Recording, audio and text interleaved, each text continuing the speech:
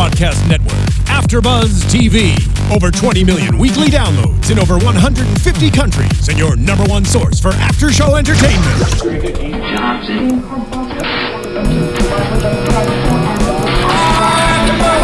AFTERBUZZ TV, the destination for TV superfans, producing aftershows for over 300 of your favorite TV shows, interviewing celebrities and showrunners, and bringing you behind-the-scenes exclusives. All thanks to E! Entertainment's Maria Menounos, producer Kevin Undergaro, and internet leader Akamai. Now, let the buzz begin! Hey there, Sleepy Hollow fans! Welcome back to the AFTERBUZZ TV After Show for Sleepy Hollow. I'm your host, Zach Wilson, and joining me tonight, across the table, Stephen Lemieux. I'm unfortunately not Jackie Borowski. No, Jackie Borowski out of town this week. Couldn't make it to join us, but she sends her best. And we really wish she was here. We love Jackie. Yeah. You guys can tweet. We do love Jackie, but we're the ones that are here. You can tweet at me throughout the week. Might have trouble throughout the show this week, but at that Zach Wilson. And you can tweet at Stephen Lemieux, STPHEN. Go ahead and tweet at 123Jackie_B as if she's doing the show and confuse the hell out of her. Just confuse her. Like, I really like your thoughts on this episode. Like, oh my God, that was a great point you made on the after. Just confuse the hell out of Jackie because that makes it fun for us. Yeah, I would love to get her confused responses. She's like, guys, what's happening? It's called astral projection, Jackie. Duh. God, if that little knife and sheet can pop out of the chest and rise and fall to us, Jackie can suddenly appear here. Yeah. That was, I think, the cheesiest effect I've... On a show that usually has amazing effects. Oh, he just accidentally hit the music again. That little like rise, it looked like a stage show, like where they like have like wires. I think it was supposed to, though. I think it was kind of like one of those things where it's like, this is just playing to the Shakespearean aspect of, but then the bullet coming out and being bashed away by the skin was made up for the most cheesy effects ever. It took the cake for cheesiest effects ever. But it was cool.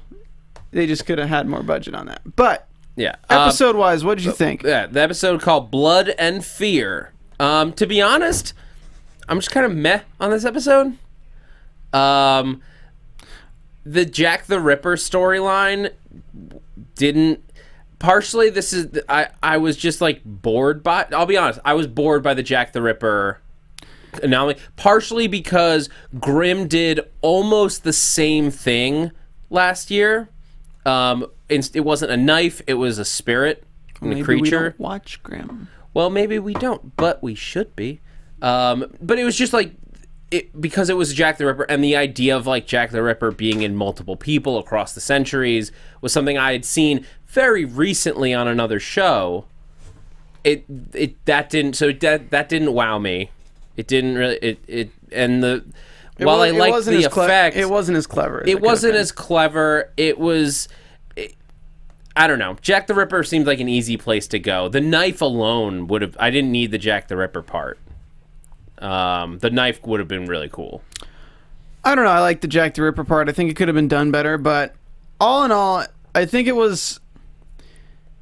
wasn't a step in the wrong direction by any means. No. The episode was not bad by any means. It was just kind of an okay monster of the week. Mm-hmm. I liked where we went with Jenny's character. I'm interested in this arc with Jenny's character, and I think this episode was just kind of, okay, we need Abby and Ichabod to be doing something while we expand on Jenny and them, because the fans will kill us if we don't include Ichabod. But I'm really enjoying Jenny's storyline with freaking Joe.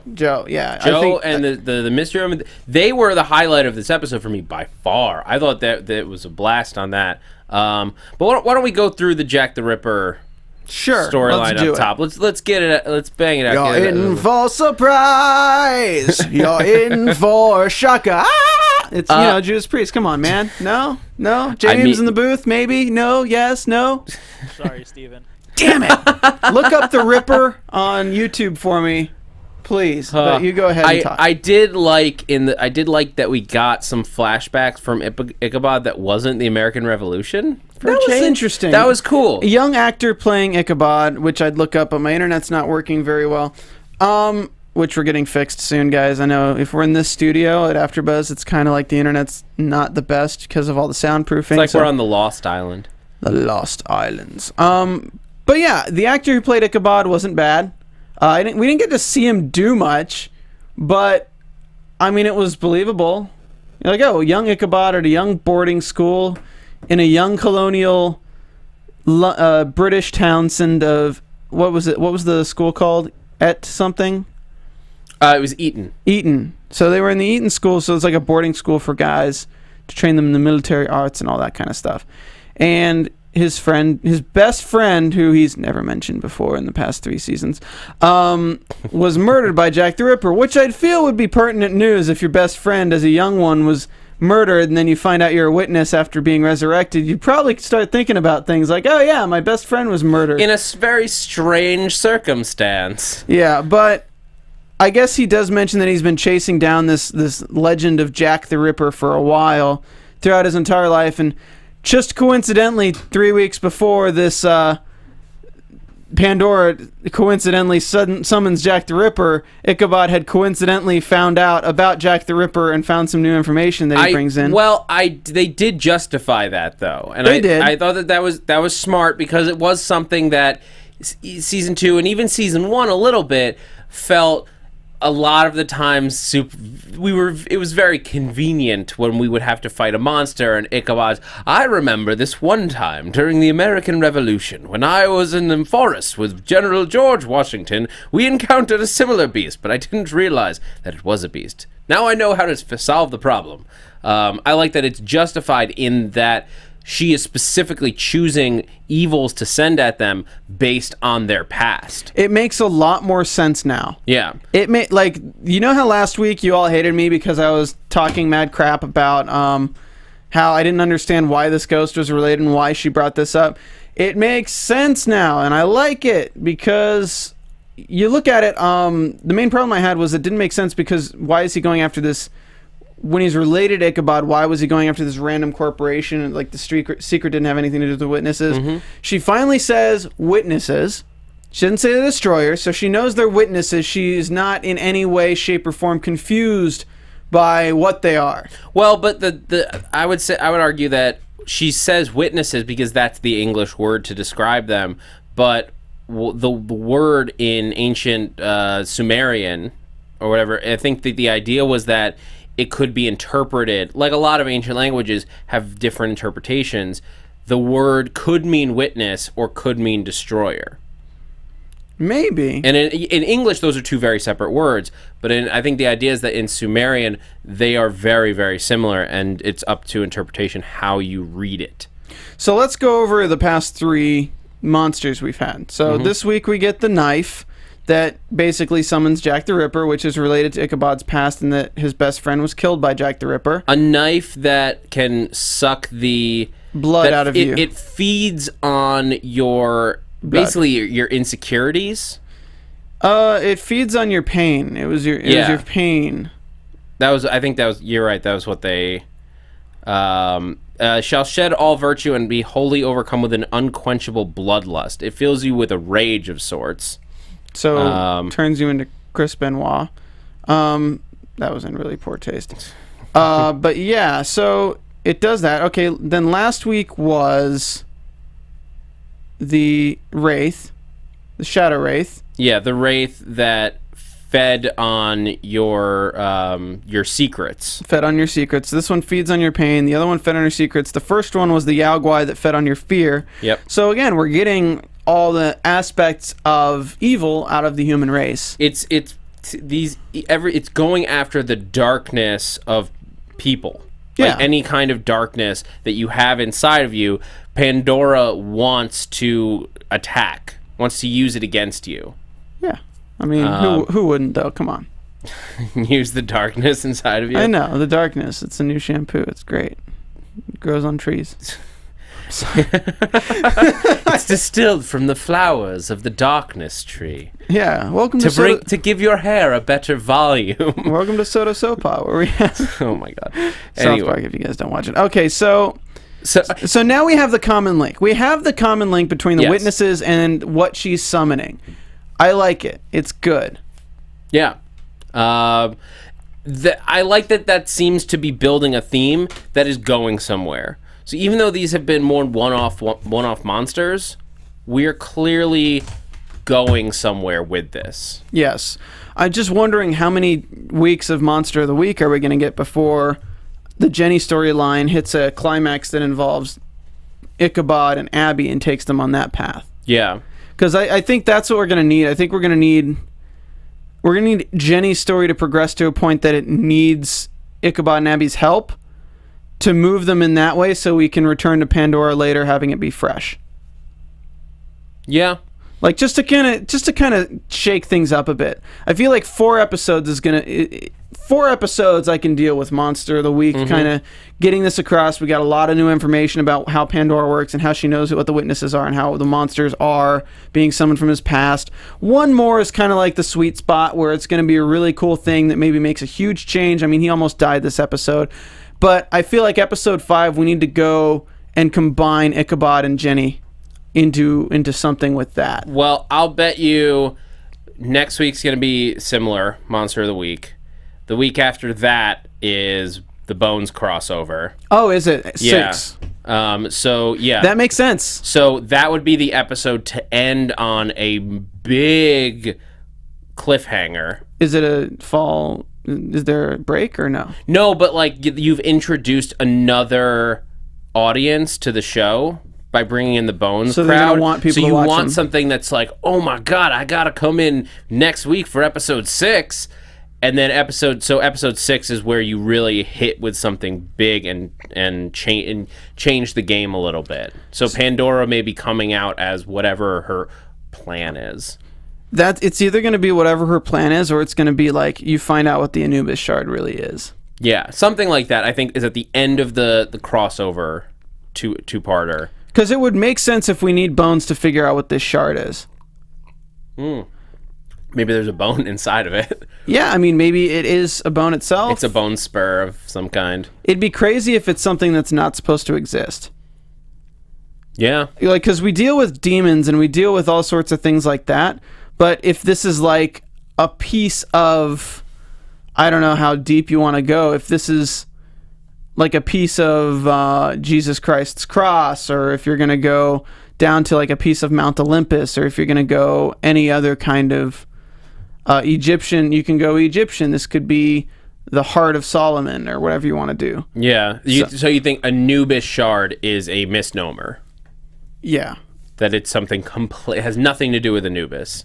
I think a lot of things are like that. I think a lot of things, like names, are kind of come up from things, and then it could be something entirely different. Okay. So I'd like to see that. I think, yeah, I think that's episode 5, right?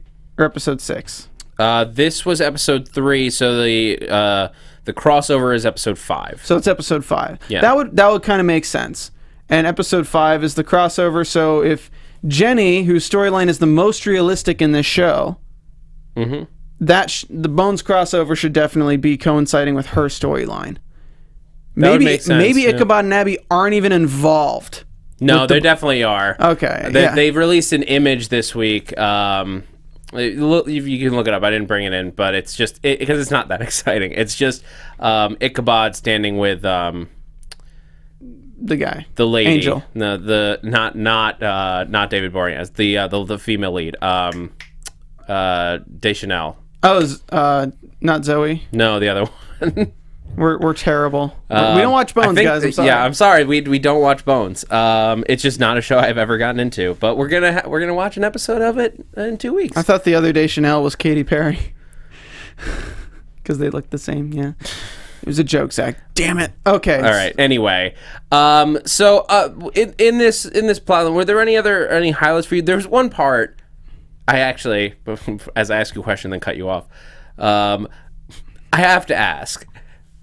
Oh yeah, I know what you're about to talk about. Yeah. So they use the crazy computer system to reconstruct the weapon that was used. And I totally can see how a computer could reconstruct the blade. The blade is like it's curved and it's this size and this length and all that stuff. How did it know what the handle? What did the handle? It had a computer simulation.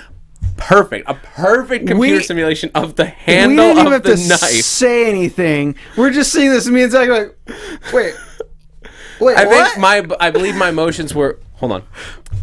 Wait. Can you rewind for a second? Because. Wait a second. I don't think that's how computers work.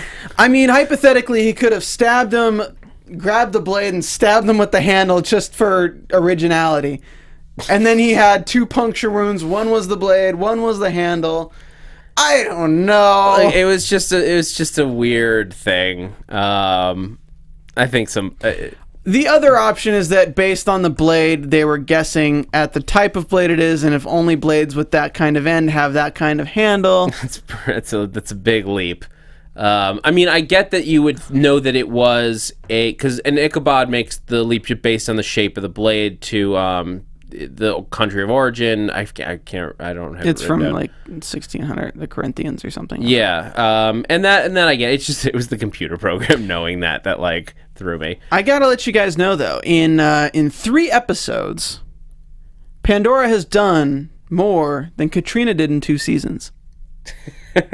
In 1 episode, she performed more magic than Katrina did in 2 seasons, bar the last episode. Yeah, I was about to say, second half of last season, Katrina actually got some magic out. So you got some magic out. You got the magic in. Let's roll some Ripper from Judas Priest real quick. Oh my god. See?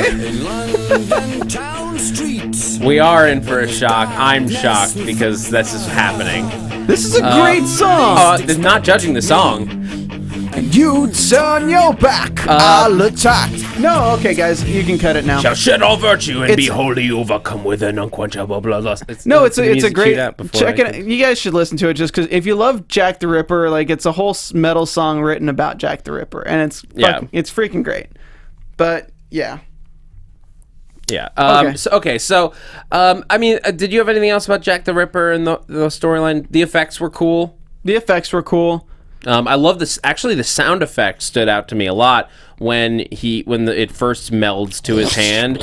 Oh, I thought when he's slicing. When he's slicing, it's cool, but like specifically the sound effect of the metal of attaching to his body. Yeah, it just sounded. Cool, yeah. It sounded really cool. It was creepy because it sounded like metal, like clanging, almost like unfolding in a way. He was bloodbending, guys. From Avatar. Oh my god! No, he was earthbending because metal. I guess it's technically it could be. Yeah, it's metal, so it's earthbending. He's using bloodbending and earth. He's the Avatar. Oh no! Oh my god, guys! By the way, if you love ripping stuff apart, you should be ripping your opponents apart every single week in draft fantasy football leagues. So if you really want to get into draft fantasy football, a great place to do it is DraftKings. You don't have to worry about 16-week-long commitments or if a player gets injured and he's out for a long time, guys. It's every single week. You pick your own team. You do whatever you want. And you know what? You might end up winning $1 million. They got a millionaire matchmaker every single week on DraftKings. Just pick your players, pick your team. This isn't fantasy as usual. This is DraftKings. And let me tell you, we're going to give you 1 free chance at $1 million by going to DraftKings.com and DraftKings.com. Use the promo code BUZZ. That's BUZZ, BUZZ. It's written everywhere. It's literally it's on everything. DraftKings.com/buzz, promo code BUZZ, and use that code, get a free thing. And if you win $1 million, you owe me half because I think I deserve it by letting you know this tidbit. But guys, if you love fantasy football, again, that's DraftKings.com, promo code BUZZ. So now that we're done with Jack the Ripper, well, let's finish the storyline, I guess. Ichabod they find out that he's only killed when poison infects the blood. If the knife stabs something that's infected, they traced it that it kind of coincides with plagues of sorts. And Ichabod wasn't being taken away to protect him from the Ripper. He was being taken away to protect him from the pox, the plague that was there. Yeah, I mean, and that was a cool way to defeat him. That like it had to be that because he absorbs the blood through the knife. that you just have to disease the blood. Oh my god, I have such a terrible joke to tell right now, and I'm not going to tell it. Nope. It has to do with a certain part of Hollywood, and it's funny, but I will not say. Nope. Stop. I think I had a similar thought while we were watching, but stop. You could also use a certain country for the joke, and it'd be hilarious. Stop now. If you know what the joke is, tweet me. Well, I did have, admittedly, like, the thought did occur, just because, like, that's the modern... Like, in the last plague. Like few decades, that's the modern plague. Cancer. Yes, cancer. We were definitely talking about cancer. No, but it's a cool way to defeat it. It is the closest thing to a modern day plague that we have, because it's a very serious problem and it's very much out there. Yeah. But they had some malaria on hand, and this is where guys in the chat roll, I can sort of see you. It's slow, but will tell us in the comments and am I cold-hearted in that, like, I saw all those tweets as the show was airing, like, oh my god, right in the feels as Ichabod's going down and Abby's holding him, and everyone's, like, crying. I'm like, did you think he was dying? He injected himself with, like, no matter what, like, disease he had, I'm like, whatever it is, we have the cure. Even if you have a plague in there, I'm like, people still get the plague every now and again. We can fix it. You just have to drink a lot of, like, orange juice. I did. Well, when you have malaria on hand, you gotta have an antidote on hand. You make it seem so easy to have malaria on hand. Well, no, but they did. They just went and got 2 vials of malaria blood. Excuse me, sir. I'd like to get 2 vials of malaria blood. That's what that's what they did in the show, though. Can you put it in bullet form for me? They went down to the FBI the requisitions hall and was just like, Abby filled out the requisition form. I need 2 needles full of blood that has malaria. I'm really glad these cartels were trying to smuggle in freaking bullets full of malaria blood. It makes it a lot easier to get bullets full of malaria blood. I mean, yeah. So we have this whole scene where he's trying to chase him down, and they're fighting, and he chases this bullet and keeps chasing the bullet. Cool how the bullets, like, ricochet off his metal and stuff. You're like, damn. Yeah. And you're like, oh man, he almost killed that blonde girl because she was like, damn. And then Ichabod gets stabbed in the stomach. Yeah. I mean, he stabs himself. That was what was smart about it. It's funny because I literally watched the episode of Doctor Who where he, like, grabs the pole while electricity's coming down before it turns everyone into Daleks. And I'm like, this is the same thing, you know? Like, he's getting absorbed, and it's like, you've got Ichabod DNA in you now, which means you'll never be full Ichabod. I don't know. If you guys get that reference, cool. If you don't, I'm really sorry for bringing that up. But yeah, he breaks the blood on it, absorbs the blood, and then he kind of passes out. And fun fact, he didn't die. The bad guy didn't die in this. The kid that got sick? Yeah. The kid who was absorbing Ichabod's blood that had malaria blood. He didn't die. He went to Tarrytown. He went to where Abby's sister was. Yeah. So, I mean, that's a good sign of change in this show. Yeah. They're not killing every single person they introduce. Every villain they introduce, they're not killing. So that means that we could possibly get some, like, Arkham Asylum kind of ish going on with some of these villains that would be go awesome. Into Tarrytown. Because we have history at Tarrytown. We can make excuses to go there. Yeah. No, I would love to see that. That's a great idea. Just to keep moving forward. The other stuff, we got another whole plot line with Ichabod. He wants to be a citizen. He wants to be a citizen. He's very passionate about it. I am going to be an American. Overreach of the government. And I'm like, Ichabod is our... And, like, although I felt like Abby should be like, you are American, Ichabod. You're the oldest American there is. OG American. OG American. He really is, though. He is OG American. He was an American before it was cool to be an American. He's the hipster American. Look at his clothing. Look at his hair. He is the original hipster. And he's proud to be an American. But the difference is he's not a hipster because he's not wearing it ironically. He's just like... this is what I dress like. Well, I'll tell you what, Zach. If anyone wants to become an American citizen, the easiest way to do it is to try to save some historical property and have the cute curator want to marry you to make you a citizen. That wasn't what happened. That's probably what's gonna happen. That wasn't what happened. We did get reintroduced, or she came back this week. To the doughy-eyed in love with Ichabod. It makes it a little bit better that she was the doughy-eyed girl last week, that she came back and she wasn't just like a one-off character. Yeah. Because if they're gonna try to like drive a romantic storyline, like, okay, we just didn't need the other one then from Danny. But so far I like her character. She's at least, I'm intrigued. I want to know more. And that's all I can say. Like, she hasn't done anything to wow me, but I want to know more. What? Oh my God, Zach, you're gonna hate me. Oh, Watch her be a direct descendant of Betsy Ross. Watch it happen. Watch it happen. Next episode. But she offers to help Ichabod Here's a picture of my mother. She offers to get Ichabod help great-grandmother. getting his citizenship, and we both turn to each other like, oh no, she's not gonna offer to marry, and we were rightfully faked out, and then just like, she's like, no, you jerks.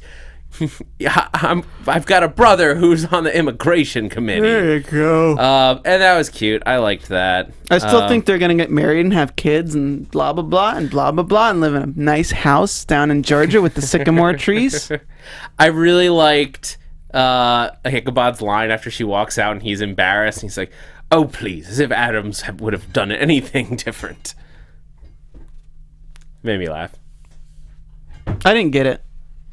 He was just embarrassed, and he's like... Oh, so it was about the conversation. He was judging himself, yeah. I didn't take it as that. I thought he was looking up at the painting about the war, like the war where it's just like this, and the painting up in the ceiling. Oh, as if Adams would have done anything different. Oh, I thought he was embarrassed, and he's like, oh, that was so... Because, like, I do that all the time, like, oh, my God, that was so awkward.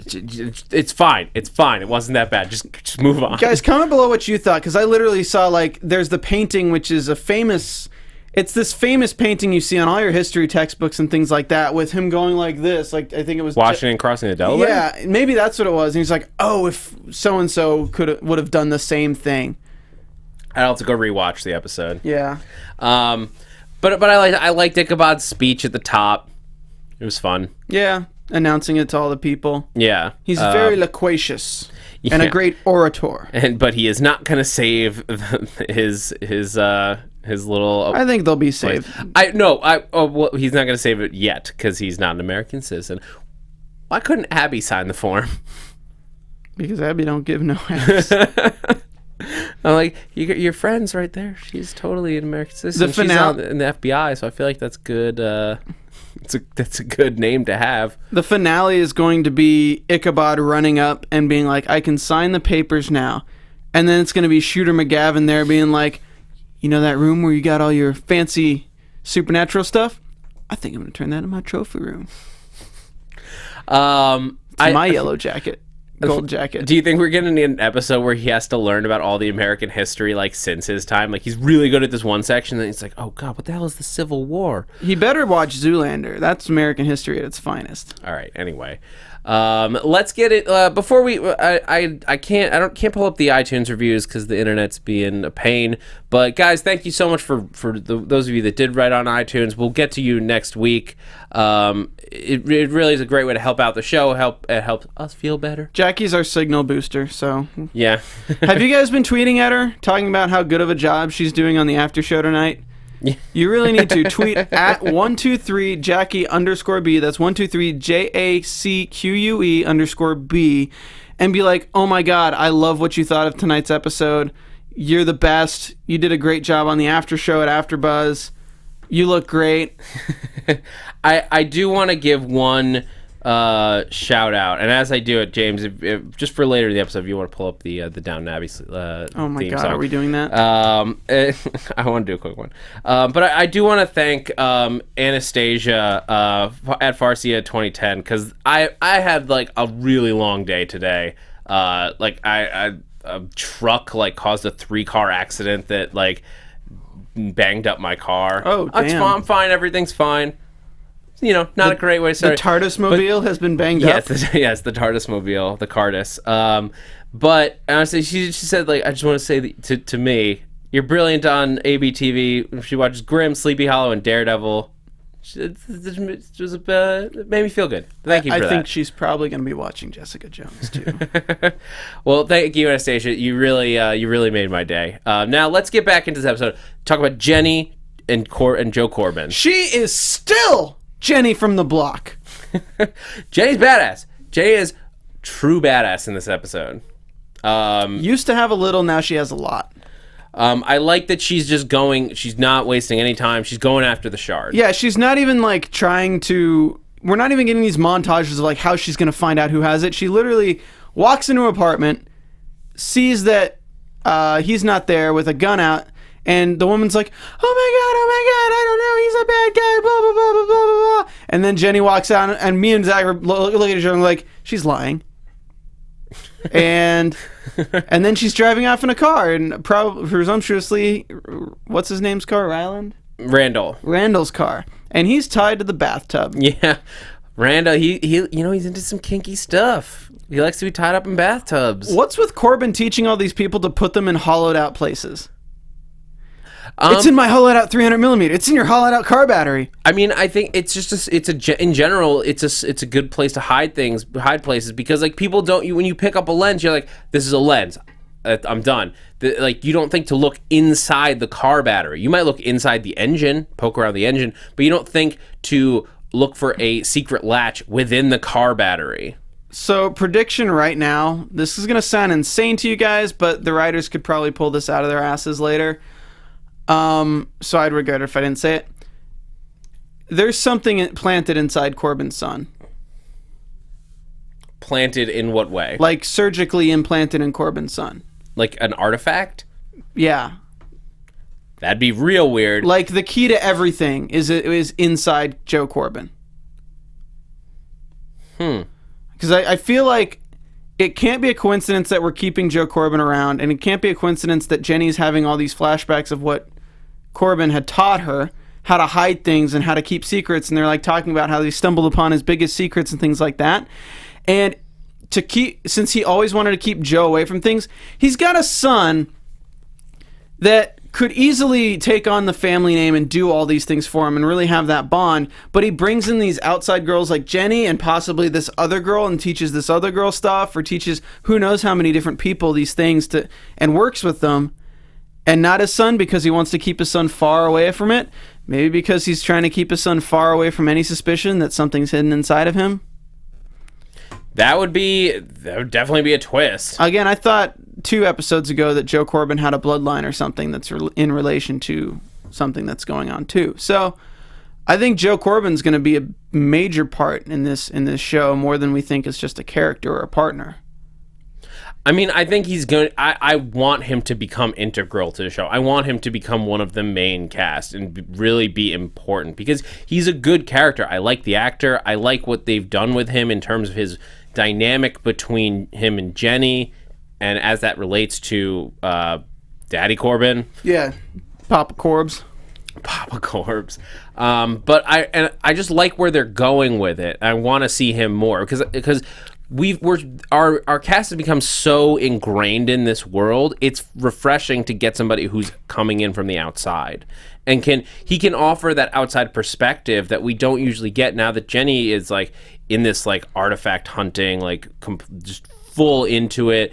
Abby and Ichabod like know what's up and they're just like going at it. Having somebody who has to relearn these things is good. It's a different take, and you want that varied perspective between all your characters. I think what we'll probably find out is that Corbin had a partner.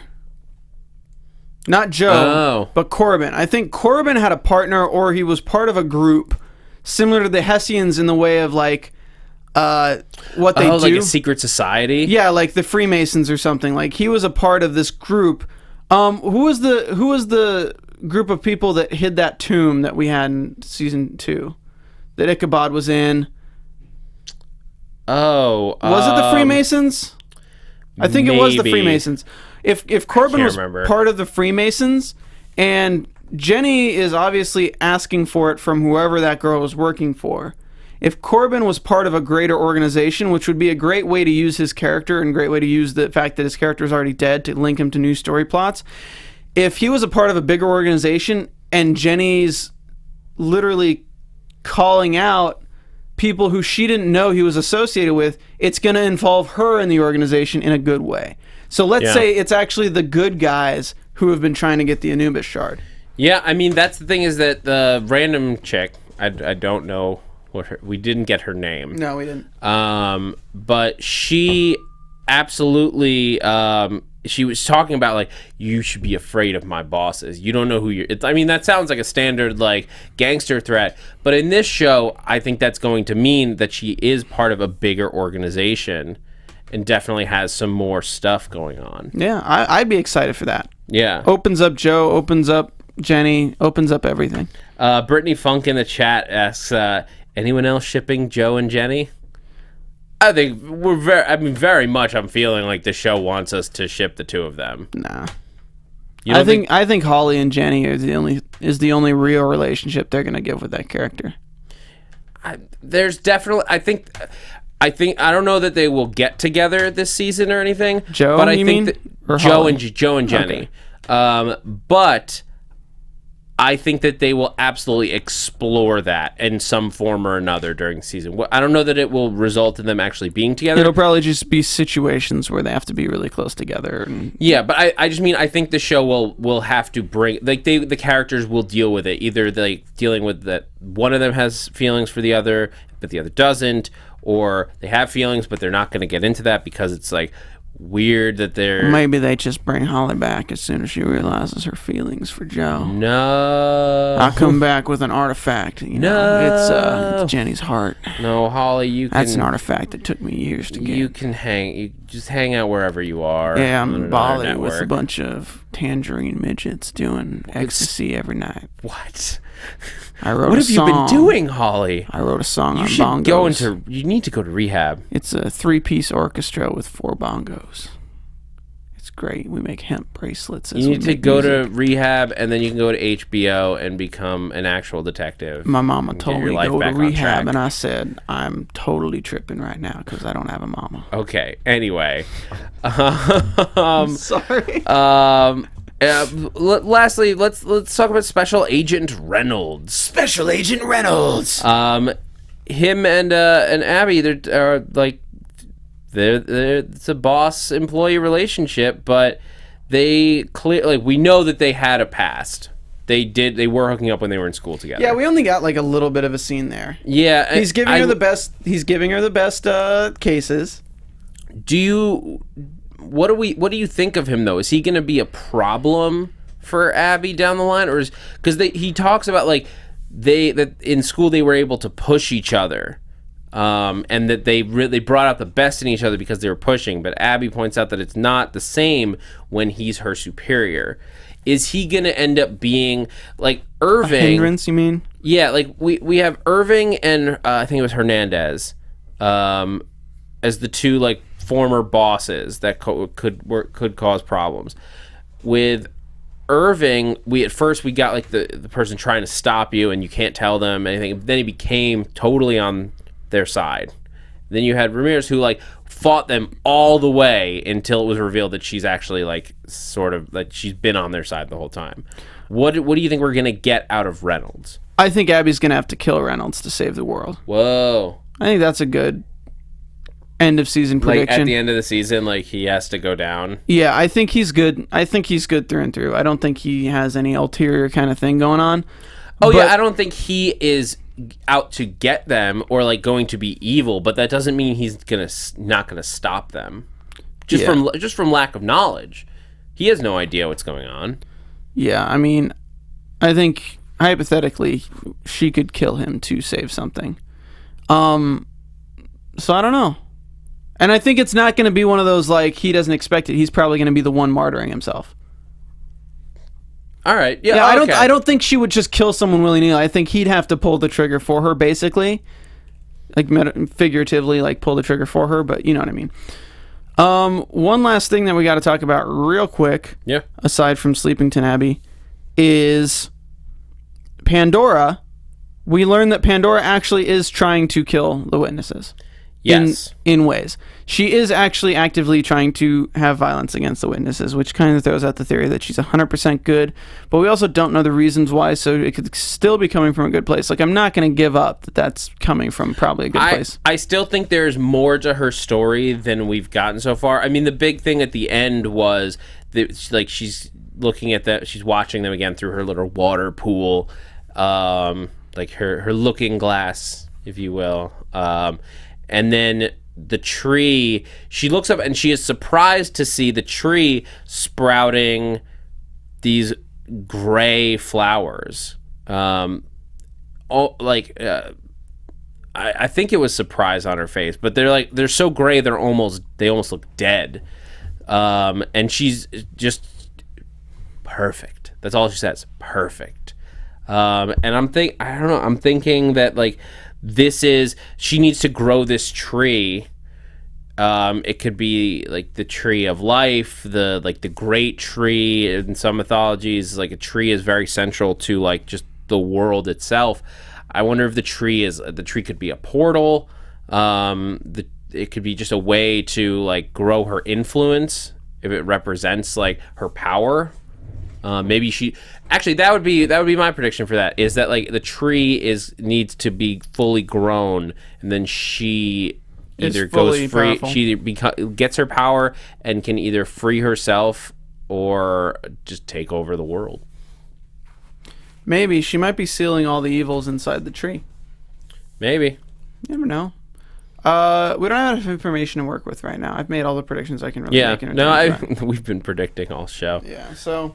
But I think it's time for another trip to the bad accents of Sleepington Abbey. This week on Sleepington Abbey, a man railed against the system as he tried to become a citizen of America and betray the people of Britain.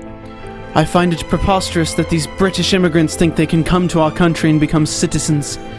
Absolutely preposterous. We were here first. It is a most scandalous thing that he thinks he can become one of us. I think it's most scandalous that my classmate Ichabod, his best friend, was murdered. He's immediately shipped away before a plague hits and kills 30 of us. Most suspicious. Most suspicious. Were you stabbed? No, I have malaria. To the commons. I almost said I have Malaysia. To the commons. We will track down the brute who has done this. Indeed.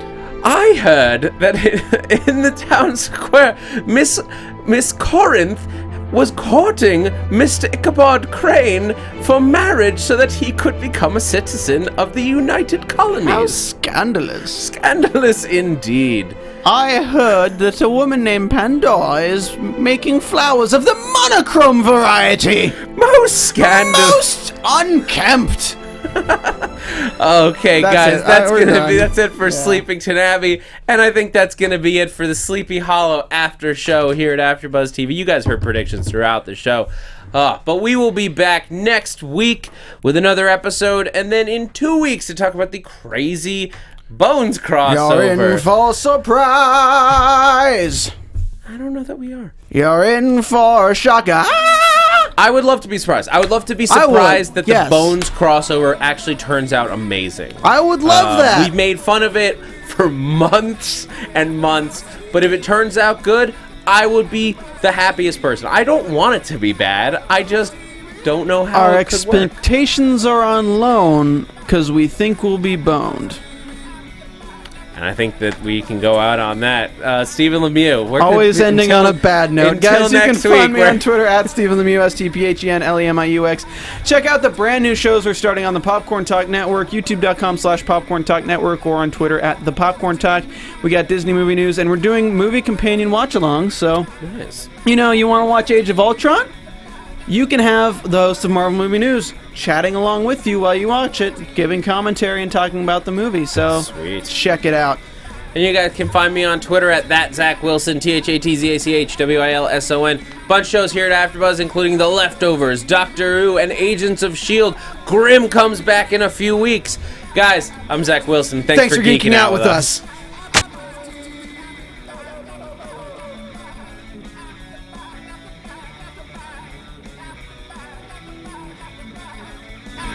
From executive producers Maria Menounos, Kevin Undergaro, Phil Svitek, and the entire AfterBuzz TV staff, we would like to thank you for listening to the AfterBuzz TV network. To watch or listen to other after shows and post comments or questions, be sure to visit AfterBuzzTV.com. I'm Sir Richard Wentworth, and this has been a presentation of AfterBuzz TV. Good night, sleepyheads. The views expressed herein are those of the hosts only and do not necessarily reflect the views of AfterBuzz TV or its owners or principals.